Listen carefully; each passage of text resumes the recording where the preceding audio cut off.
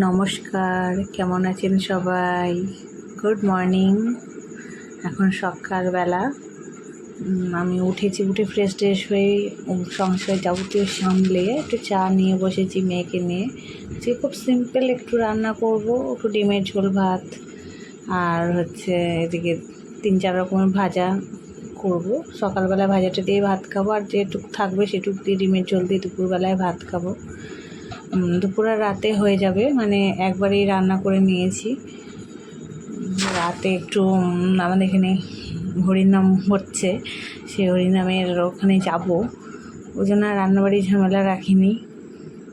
এমনিতেও আমি বেশিরভাগ দিন একবেলাই রান্না করে ফেলি। খুব কম আছে যেদিন হয়তো তরকারি রয়ে গেছে, রাতে ভাত করলাম বা রুটি করলাম, যাই হোক একটা কিছু করে নিই। আর যদি খুব বেশি খেতে ইচ্ছে করে তাহলে পরেই একটু সন্ধ্যাবেলায় টিফিন করা হয়। আর লোকজন আসলে সেটার কথা আলাদা।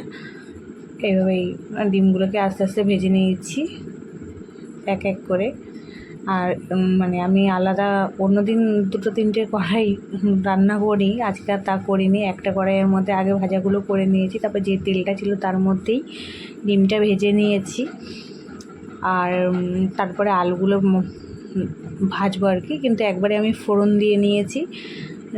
বারবার করে করতে আর ইচ্ছা করলো না, ওই জন্য তেজপাতা, শুকনো লঙ্কা আর গোটা জিরে ফোড়নে দিয়েছি। আর এদিকে আলুগুলোকে ভেজে নিয়েছি। আর এদিকে একটুখানি আমি খাসির মাংসের চর্বি ছিল, মানে 50 টাকার চর্বি কিনে আমি 3টে পদ, মানে 3 দিন রান্না করলাম আর কি। যাই হোক, ছিল ফ্রিজের মধ্যে। আমি বললাম কী করবো, তাহলে এক কাজ করি, ডিমের ঝোলটাই করে ফেলি। ভেবেছিলাম একটু ঘুগনি করবো, তার জন্যই অ্যাকচুয়ালি আমি চর্বিটা কিনে এনেছিলাম, কিন্তু তার করে ওটা হয়নি, তাই তরকারির মধ্যে দিয়েই শেষ করছি তাকে। এবার এদিকে আমি তরকারিতে নুন হলুদ মাখিয়ে নিয়েছি, মানে আলুতে, তারপরে চর্বিটা দিয়ে দিয়েছি। আজকে আর বেশি তেল দিইনি, কারণ চর্বিটা ভাজা ভাজা হলে তার থেকে যে তেলটা বেরোবে তাতেই হয়ে যাবে। এদিকে আমি মিক্সিতে পেঁয়াজ, আদা, রসুন, কাঁচা লঙ্কা, গোটা গরম মশলা পেস্ট করে নিয়েছি। আর এদিকে জিরের গুঁড়ো, লঙ্কা গুঁড়ো আর হলুদ গুঁড়ো দিয়েছি। দিয়ে ভালো করে নাড়া দিয়ে মশলাটা কষিয়ে তারপরে মিক্সিটা ধুয়ে একটু জল দিয়ে দেবো। দিয়ে তারপরে কষা হলে পরে তারপরে জল দিয়ে ঝোল দিয়ে দেবো, মানে ডিমগুলো ছেড়ে দেবো তরকারির মধ্যে। আর ভিডিওটি ভালো লাগলে একটা লাইক, কমেন্ট, শেয়ার করবেন। আমার সাথে থাকবেন, আমার পাশে থাকবেন। কে কোথা থেকে দেখছেন আমাকে একটু কমেন্টে জানাবেন, তাহলে আমার ভালো লাগে। যাই হোক, এবার দেখুন আমি তরকারিতে জল দিয়ে নিয়েছি।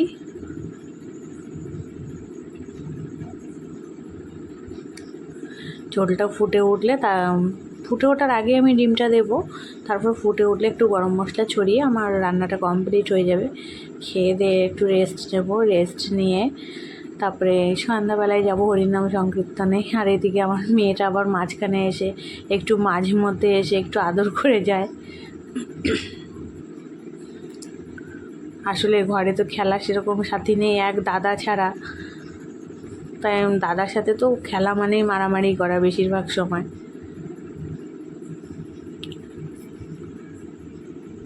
আর কাউকে পায় না, ওর বাবা যায় ব্যবসায়, সে ব্যবসা থেকে আস্তে আস্তে সে তার বেলা হয়ে যায়, সুতরাং তাকেও পায় না ঠিক করে। আর আশেপাশের বাড়িতে তো সেইভাবে পাঠানো হয় না এখনকার। আগে আমরা যেমন ছোটোবেলাটায় সত্যি খুব সুন্দর একটা মধুর সময় কাটিয়েছি, মাঠে গিয়ে খেলা করা, সমস্ত জিনিস।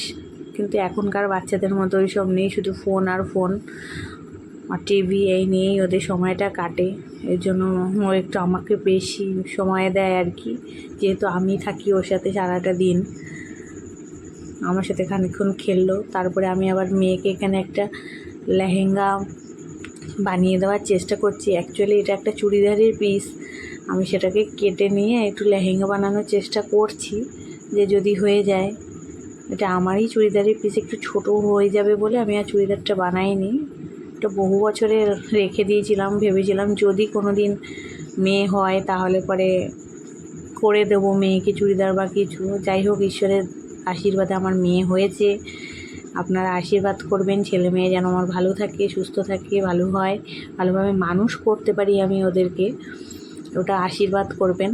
এদিকে আমি পিসগুলোকে ভালো করে সেলাই করে নিয়েছি। আর এদিকে যেটা লাইলিন দেবো, একটা চুড়িদারেরই লাইলিন, সেটাকেও আমি একটু জোড়া দিয়ে তাকে সেলাই করে নিচ্ছি। পরে কমপ্লিট হলে আপনাদের একটা সময় ভিডিওতে আমি দেখিয়ে দেবো, কিন্তু এখন আমার কমপ্লিট হয়নি। যাই হোক, খানিকটা এরকম করলাম, করে টরে আর কি। তারপরে খেয়ে দিয়ে রেস্ট নিয়েছি, নিয়ে এটা সন্ধ্যাবেলাকার ঘটনা। আমাদের ওর বাবা গেছে বাতাসা কিনতে, আর আমি সেদিকে মেয়েকে নিয়ে একটু মাঠে যাচ্ছিলাম। দেখুন পুরো মাঠটা এত বড়, তাও ভক্তের সমাগম, মানে এত জায়গা, প্যান্ডেলের ভেতরে জায়গা দেওয়া মুশকিল। আমাদের এখানে প্রতি বছর হয় এই হরিনাম সংকীর্তন, 8 দিন 9 দিন ধরে চলে এই মহানাম যজ্ঞটি, আর এত ভালো লাগে। তবে আমি কয়েকদিনের মধ্যে একদিনও আসতে পারিনি। এটা মানে যেদিন ভোগ হবে তার ঠিক আগের দিনকার, যেদিন রাস হয় সেদিনকার সন্ধ্যাবেলার এটা ভিডিও। তাই গিয়েছিলাম বাতাসা ছড়াতে, হরির লুট দিতে আর কি। এরকম সব ভক্তরা এসছে এখানে। একটি মানে বৃন্দাবনে আমি কখনো যেয়ে উঠতে পারিনি, জানি না কোনো দিনও যেতে পারবো কি না, তবে যাওয়ার ইচ্ছা খুব আছে। যদি ঈশ্বর টানে, যদি আমার কৃষ্ণজি টানে, তাহলে অবশ্যই যাব, কিন্তু জানি না যেতে পারবো কি না। তবে আমি মানে এখানে গিয়ে সত্যি খুব আনন্দিত হয়েছি, আর প্রতি বছর আমি যাই এই দিনটিতে। এত ভালো লাগে এখানে। দেখুন সব মায়েরা নাচানাচি করছে হরির নামে মুগ্ধ হয়ে, খুবই ভালো লাগছে। অনেকটা ভালো সময় কাটিয়েছি, প্রায় 1-1.5 ঘন্টা মতো সময় ছিলাম ওখানে। তারপরে বাড়ি চলে এসেছি। রাতে রাস হয়েছে, রাসে আর অত রাতে ঘুম ভেঙে আর যাওয়া হয় না। যাই হোক, আপনাদের ভিডিওটি কেমন লাগলো আমাকে জানাবেন। এখানে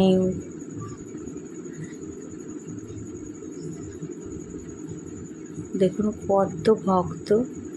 যাই হোক, আমি ভিডিওটি আজকে এখানেই সমাপ্ত করছি। রাধে রাধে।